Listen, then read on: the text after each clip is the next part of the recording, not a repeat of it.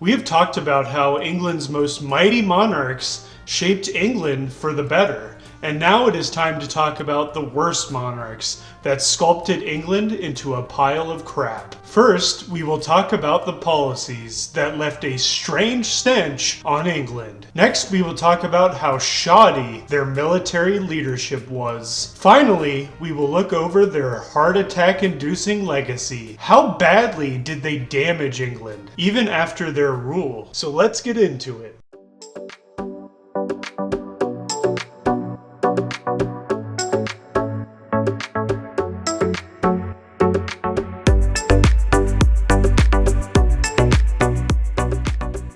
Starting off our list is Stephen of Blois. Born in either 1092 or 1096, to Stephen, Count of Blois, and Adela of Normandy. Stephen was not even among the top 5 claimants to the English throne when he seized it, effectively usurping multiple stronger claimants. His reign plunged England into the dark period known as the Anarchy. Politically, Stephen made disastrous concessions to the barons, greatly strengthening their power at the expense of royal authority. He also fell out with the Catholic Church after accusing bishops of treason, further undermining trust in his rule. His failure to enforce a unified coinage system allowed barons to mint their own money, causing rapid inflation and severe economic instability. Stephen also permitted the privatization of military forces, meaning barons could wage war without royal approval, fueling even more widespread violence and chaos. Militarily, Stephen's reign was marked by constant rebellion. Many powerful nobles, especially in northern and western parts of England, never accepted his kingship. Empress Matilda, daughter of Henry I,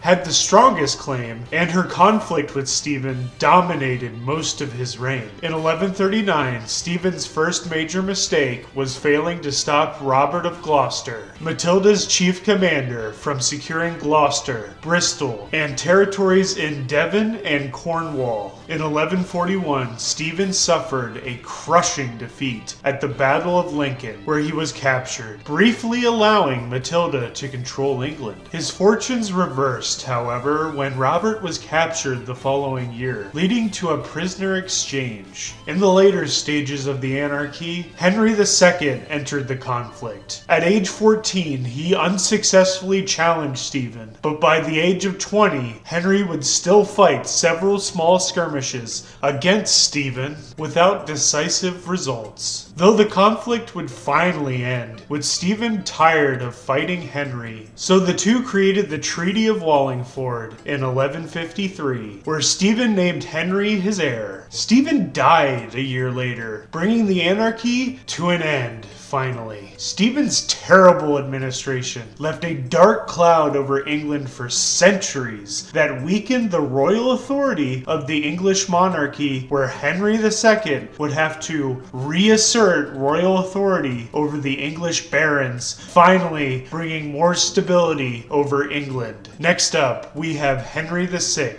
born on December 6, 1421. His father was Henry V, and his mother was Kathryn of Valois. He became king before his first birthday. For much of his reign, he functioned as a puppet ruler, first under his uncle, John of Bedford, and later under his wife, Margaret of Anjou, who effectively governed and led his military forces after Henry's mental breakdown in 1453, which left him very unresponsive and incapable of ruling. Despite this, Henry's administration did achieve meaningful accomplishments. He founded some of England's most prestigious educational institutions, including Eton College, King's College at Cambridge, and All Souls College at Oxford, with Eton established specifically to educate poor boys. He was a pious patron of the arts, as he supported major religious building projects, such as the King's College Chapel, and expanded manuscript production centers that helped spread English culture to Europe. However, Henry proved disastrously weak in diplomacy and governance. His early attempts to sue for peace with France made him appear cowardly rapidly. He also deeply mismanaged royal finances, leaving soldiers unpaid and restless. He excessively minted coinage that debased the currency and pushed England into a lasting economic crisis. In his court, he favored a narrow circle of people, especially Edmund Beaufort, while excluding powerful nobles like Richard of York, further destabilizing the realm. His military career is virtually non-existent, as he never commanded troops into battle and rarely aided in military planning, and lost nearly all of Henry V's French conquests under his reign. His failures helped provoke the Yorkist Rebellion, which led to the War of the Roses. This first major clash during the Civil War of the Houses of the Roses was the Battle of St. Albans in 1455, which was a disaster for the Lancastrians because their leader, Edmund Beaufort, was killed and Henry was captured by Richard of York. Though Richard would release him 9 months later to avoid appearing as a usurper. Margaret of Anjou then led the Lancastrian cause, suffering a defeat at Blore Heath in 1459, but winning the rout of Ludford Bridge later that year. The war would continue for decades, outliving both Henry and Margaret, and ultimately ended when Henry VII's son, Edmund Tudor, Earl of Richmond, defeated and killed Richard III at Bosworth Field in 1485. Henry VI's chronic mental illness and ineffective rule plunged England into chaos, cost the kingdom nearly all of its French territories, and ignited the War of the Roses, shattering national stability and bringing down the longest reigning English dynasty, the Plantagenet dynasty, in favor of the Tudors. Breaking into our poop-stained top 3 is Richard II, born January 6th, 1367, to Edward the Black Prince and Joan of Kent. Richard became king in 1377 at just 10 years old, after his father, who was the heir to Edward III, died a year earlier than Edward III, putting him first in line to the throne of England. Intellectually, he was very sharp, but emotionally volatile, as Richard was known for his selfishness and temper tantrums. His policies focused on restoring royal authority and ruling as an absolute monarch. He restricted Parliament's influence, imposed heavy fines on nobles, and governed through a small circle of favorites, granting them land and titles, which deeply alienated the nobility. His financial management was disastrous. He spent lavishly on luxury clothing and extravagant banquets,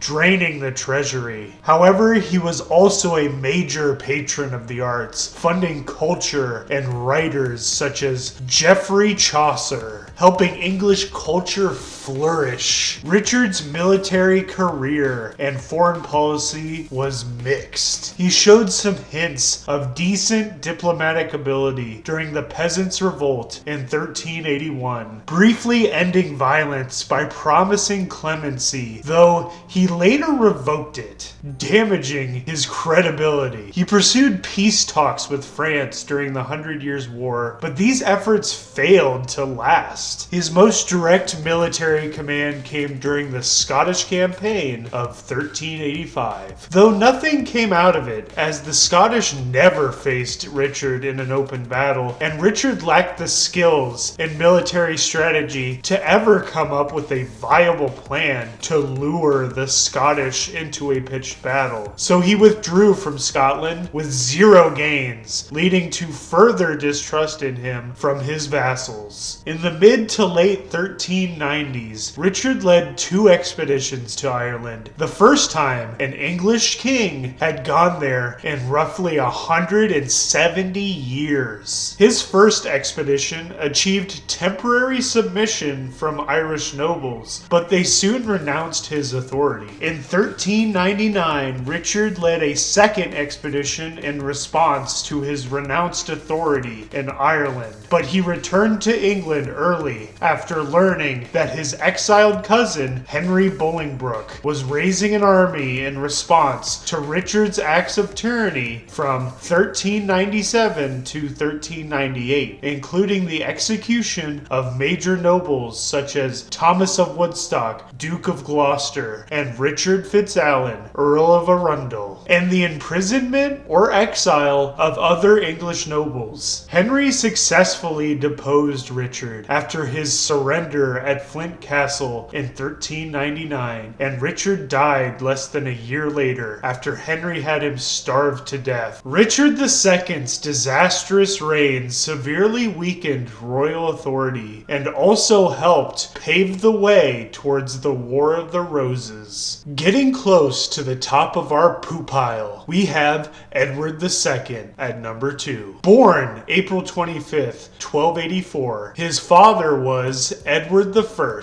and his mother was Eleanor of Castile. Upon ascending to the throne, Edward quickly alienated the nobility through blatant favoritism, promoting his close friend and possible lover, Piers Gaveston, to powerful positions. He later elevated Hugh Despencer the Younger, granting him extensive lands and authority, which directly fueled civil unrest. Edward badly mismanaged royal finances and imposed heavy taxation to fund the Scottish War, contributing to economic collapse. Attempting to rule as an absolute monarch, he ignored the ordinances of 1311, allowed Despencer to violate English common law by confiscating noble lands, and executed rebels without proper trials, earning a very tyrannical reputation. Though one rare positive that came out of his policies during his rule was the effort to provide food relief during the Great Famine of 1315 to 1317, though he had limited success with this. Edward's military career was largely disastrous, despite his occasional flashes of competence. His biggest military failure came at the Battle of Bannockburn in 1314, where he suffered a humiliating defeat at the hands of Robert the Bruce, effectively losing the First Scottish War of Independence and paving the way for Scottish independence. Domestic resistance erupted in the Despencer War of 1321, led by Roger Mortimer and Humphrey de Bohun, who were Welsh marcher lords, angered by Despencer's abuses of power. Though the rebels initially destroyed Despencer lands, Edward recovered, defeating them decisively at the Battle of Borough Bridge in 1322 and executing many leaders of this English resistance. His victory was short-lived, however, when in 1326 his wife Isabella of France allied with Mortimer after becoming his lover. They both invaded England, capturing Edward and Despencer, and deposing Edward for his son, Edward III, who would ascend to the throne at age 14, with Isabella and Mortimer ruling as his regents. Edward II died while being imprisoned at Berkeley Castle, officially of natural causes, though most historians believe he was murdered by being suffocated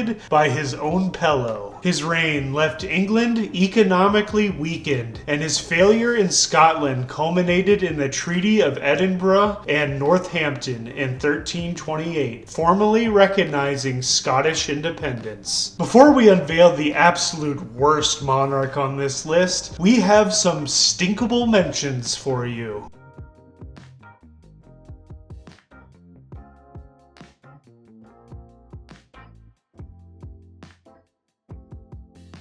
Reaching the tippy top of our stench-ridden poop pile, we have John. Born 1166 or 1167 to Henry II and Eleanor of Aquitaine. As Henry II's fourth son, John was never expected to inherit major lands, but he became king after Richard the Lionheart named him his heir. John's reign began surprisingly well. He streamlined the royal courts, enforced law and order, and treated his vassals fairly, and introduced more efficient taxation systems later adopted by future English kings. His rule collapsed immensely, however, after he began losing English territories in France, convincing many nobles he was incompetent. John responded to the nobility's backlash in probably the worst way possible by illegally confiscating their lands and imposing heavy taxation on them. And he made matters even worse for himself when he quarreled with the Pope Innocent III over the appointment of Stephen Langton as Archbishop of Canterbury. John preferred John de Grey, who he thought would be very loyal to him. John's refusal led to a papal interdict, shutting down English churches, which enraged both the English populace and the nobility. His continued defiance of papal authority resulted in his excommunication in 1209, leaving him politically isolated, stripping him of the church's protection, and exposing him to foreign invasion and rival claimants who would like to take the English throne from him, like King Philip II of France. John is widely regarded as one of England's worst military leaders. He lost most of the Angevin Empire's continental possessions in France, including Normandy, Anjou, Maine, and Tyranny. He did achieve limited success by subjugating Scotland in 1209, forcing William the Lion to swear fealty to him, but it would only last until 1213. His greatest military success came in Ireland in 1210, where he maintained control over Ireland until his death. During the Anglo-French War of 1213 to 1214, John and his allies, the Holy Roman Empire, Flanders, and Boulogne, were decisively defeated by France at the Battle of Bouvines in 1214. This led to even more discontent from his vassals, and he would be forced to sign the Magna Carta in 1215. After signing it, John would completely reject the terms in the Magna Carta,